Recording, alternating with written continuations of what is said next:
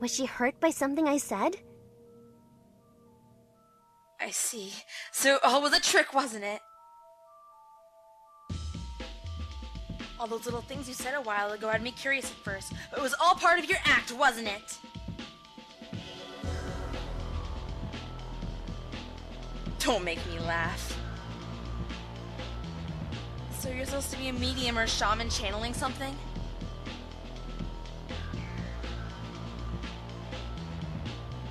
If you were going to put on such a cheap act, wouldn't it have been better if you had asked me from the start?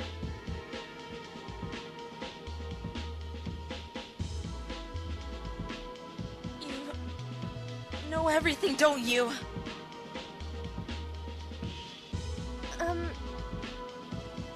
I boldly opened my mouth. I think you're probably misunderstanding something.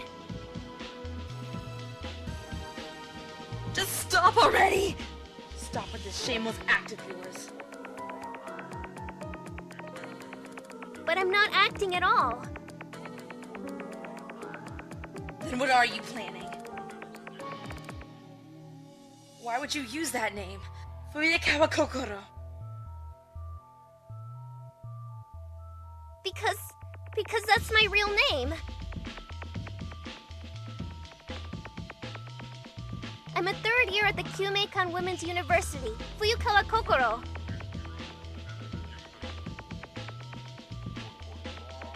I was on an airplane going to Wakanai when an accident happened. Stop it! How could you possibly be Fuyakawa Kokoro?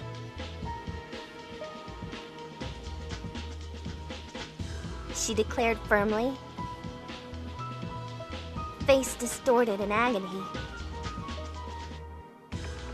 Tears of desperation welling in her beautiful ash-brown eyes. But as I was trying hard to hang on and gather my own strength, she hit me with something I had in no way expected. Is it really that much fun pretending to be someone who's dead?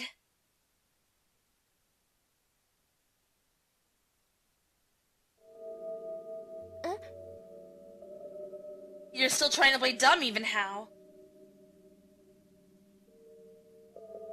The girl whose name is Fuyakawa Kokoro is no longer in this world. She's dead. But of course you should probably already know that. No. Dead? What did she mean by dead? I was right here, wasn't I? I was still alive. Right here, right now. Wasn't I? I was pretty certain I was still alive. But why would she make up a lie like that? Yes, a lie. She must have been lying. But even as I thought that, no matter how hard I tried, I couldn't fight off the chill creeping up my back. I couldn't find a single word to say. My mind went completely blank. In any case, even though I don't know what your plan is yet, if you're trying to pull one over on me, I hope you do a little better at it.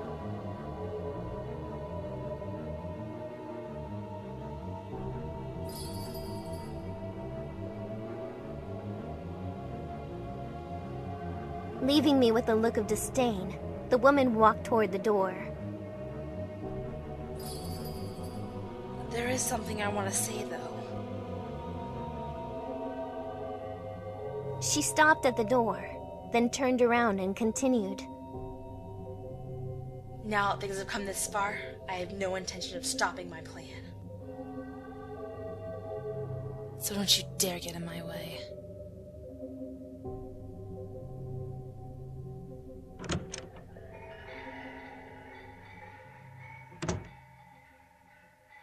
In In those quiet words she left behind, amongst other things, I can feel a distinct sense of sadness.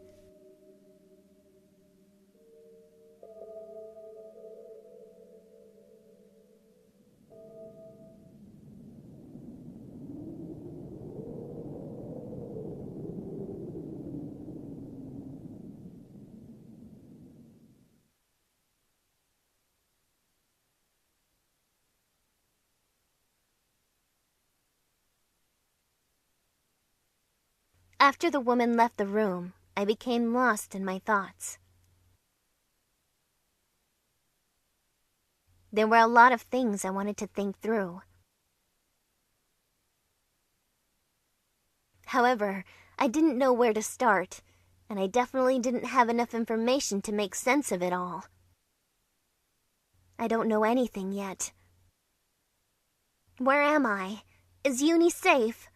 Who was that woman? If I ever wanted to find out, I couldn't just stay here alone with my thoughts. I dragged my injured body out of the room.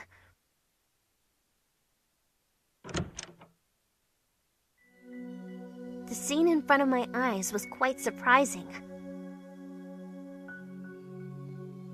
A modern dining table and a set of rather uncomfortable-looking chairs. Looking around, I noticed an induction cooker and a deep sink.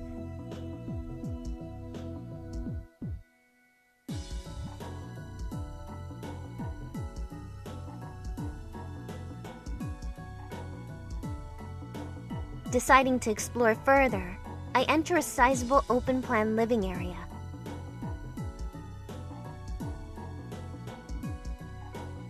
A sofa of clean, simple design stood in the center, and a huge plasma screen took up the wall.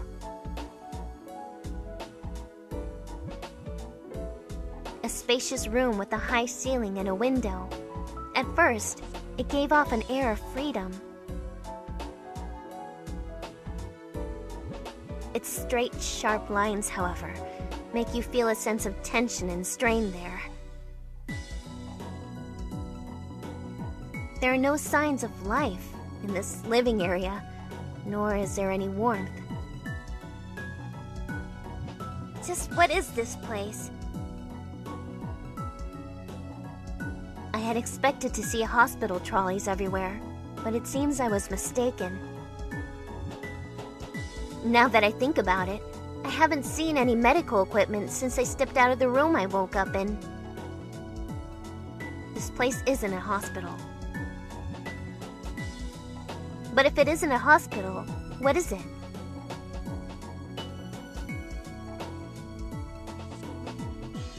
You really don't remember a thing about me or this facility?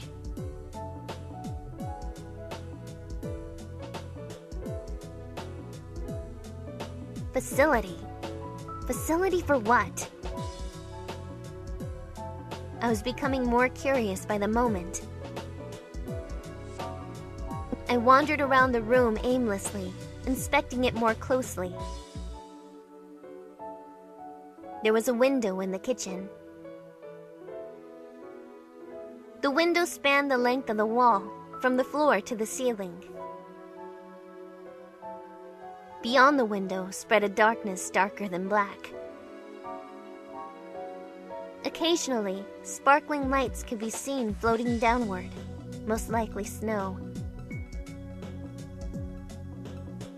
There wasn't much more to be seen from that window, except for the reflection of the room I was in.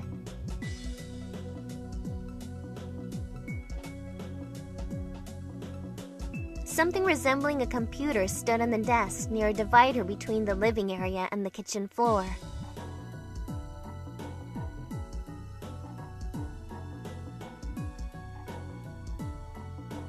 I say, something resembling a computer, because there was no actual computer anywhere to be seen.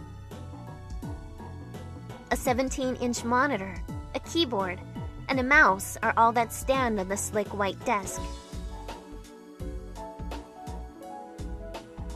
The cables from the equipment made their way under the flooring. There's a huge door for the front entrance and 4 other, more plain-looking doors. In the corner of the kitchen, there's also a staircase with a handrail leading somewhere downward.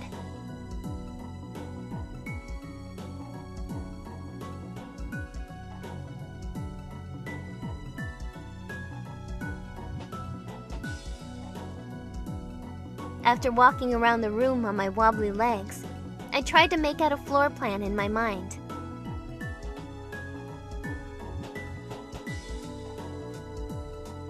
Although, with that said, this image is most likely far from perfect.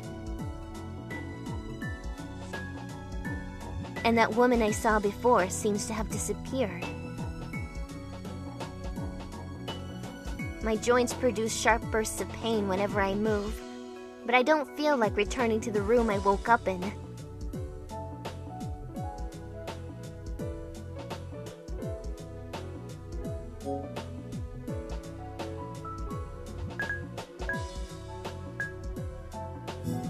I went to see if I could go out through the main entrance. The door didn't have a knob or any sort of handle attached to it. It must be an automatic door, but a very peculiar one, unlike anything I've ever seen before. It's made of some sort of metal, but that's about all I can make out about it. I wonder how thick it is. It seems to be so sturdy that a shell shot from a tank would have little chance of taking it down.